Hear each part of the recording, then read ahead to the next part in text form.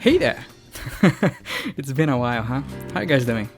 Well, I'm here to talk about Kingdom of Heroes, which is a newly released game, developed and published by NeoWiz, which of course are the same guys that developed and published Brown Dust, which was recently renamed as Brave 9 for some reason, I think.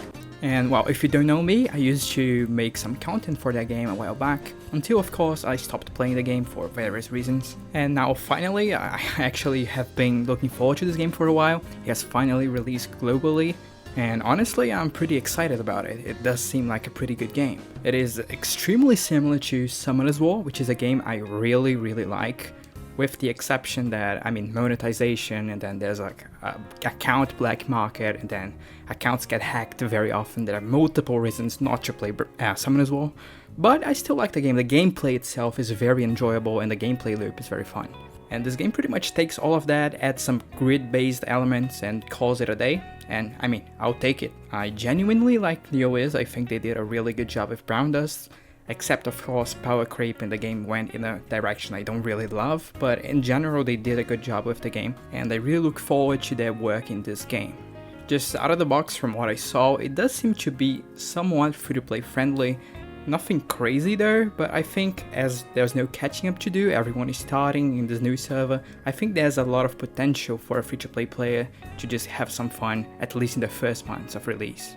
And if they do follow Summoner's War example of not introducing too much power creep, it might turn out quite nicely. So yeah, I'm pretty excited about this one, and if you're also excited, what a coincidence! I'm here to tell you how you should be rerolling in this game, and of course translating a little bit of a tier list that I got from Korea.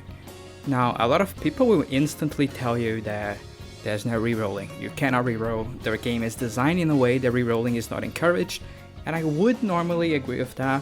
But I'm a gacha slave, you cannot stop me from rerolling. So I actually thought about a pretty smart way to go about rerolling. It takes advantage of two events that we are currently having for new players that just rewards you for logging in daily during the first week of release. So we pretty much just make a bunch of accounts and log in daily on every one of them, and at the end of the week we can just summon a lot and see which account is better. I'm gonna spare you of all the math and details. Essentially, after 5 days of creating the accounts, you're gonna get around 2 10 pulls plus 2 legendary scrolls. And that's pretty good, honestly. You can get easily 1 or 2 extra 5 stars if you follow this method. And as I explained, it's all pretty simple. You just make a bunch of accounts. You're gonna do that using probably Google accounts, but Facebook also works. You're just gonna make one, log in, you're gonna complete the tutorial, and then additionally, you're gonna complete the 1-tree stage, so that unlocks the logout feature. You're gonna log out, you're gonna log in with a new Google account, you're gonna do everything again. You do the tutorial, you clear 1 tree, you log out, new Google account. And then you keep going and do for as many accounts as you want. Myself, as a professional gacha gamer, I have done 17, but you definitely don't need to do that many. And honestly, the process is quite fast, so if you spend like 1 or 2 hours, you can get a bunch of accounts in. The biggest annoyance is probably having enough Google accounts, so if you don't have like a bunch of fake emails, it might take you a little longer because you have to create those, but if you already have those lying around, it should be really easy.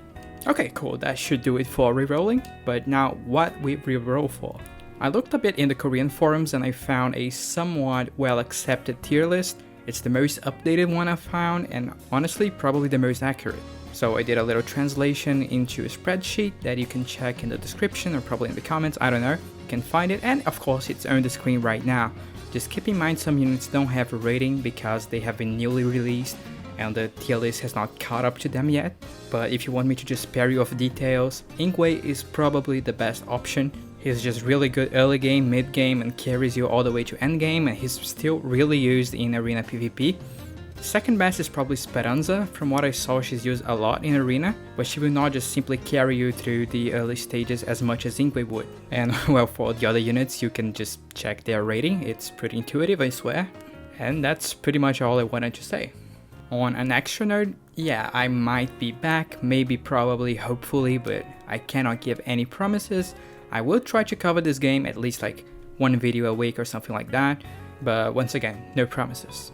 If you are interested, I'll probably try to bring guides and unit analysis the same way I did with Brown Dust So if you're interested, check out the channel and stay tuned and all that stuff that people say at the end of the video or something like that, right guys? And well, that should be it. Thanks for watching. See you guys.